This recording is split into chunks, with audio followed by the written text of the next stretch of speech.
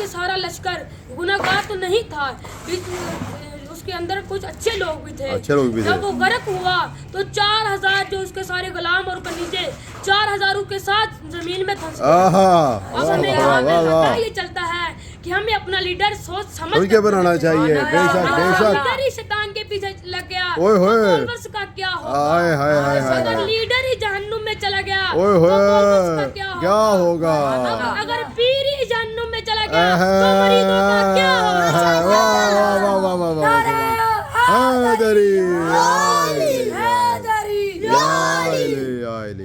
اے منکر حیدر تیرے بارے میں نہیں ہے، اے منکر حیدر تیرے بارے میں نہیں ہے، والعصر جو مومن ہے کا سارے میں نہیں ہے.